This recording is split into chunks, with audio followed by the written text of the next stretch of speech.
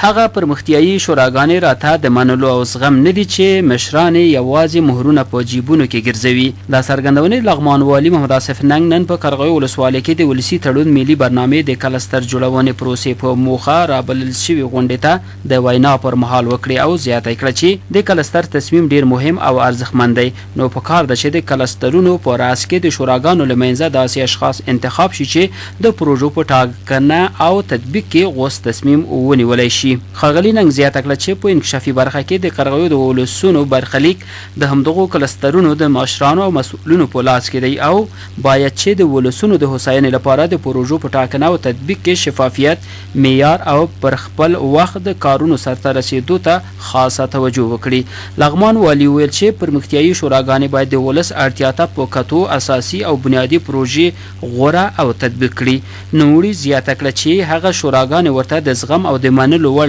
نه دي چې مسؤلینو یې یوازې مهرونه په جیبونو کې ګرځوي او د مشرولۍ رول په ښه توګه نه ادا کوي. په جوړه شوې غونډه کې بیا د لغمان د کلیو بیا رغونې پراختیا رئیس انجینر امان الله میاخیل او په لغمان کې د ولسي تړون د ملي برنامې ولایتي مسؤل انجینر عنایت الله نصر د کلسترونو د پروسې په تخنیکي اړخ د خبرو ترڅنګ وویل چې په کلسترونو کې د شوراګانو را یوځای کېدنه یو مهمه پروسه ده او د کلسترونو ټاکل کیدونکي مشران باید د قرغیو ولسوالۍ په سطحه د پروژو د تطبیق په اړه فکر وکړي. نوموړو زیاته کړه چې په لغمان کې د قرغیو ولسوالۍ یوازینۍ ولسوالۍ ده چې په دغه ملي برنامه کې شامله ده. نو د دې ولسوالۍ ولسونو په ځانګړي توګه د کلسترونو مشرانو ته پکار ده چې له دغه فرصت څخه اعظمي ګټه پورته کړي او هغه پروژې انتخاب او تطبیق کړي چې د ولسونو د ژوند بهتروالی او هوساینه پکې نغښتې وي.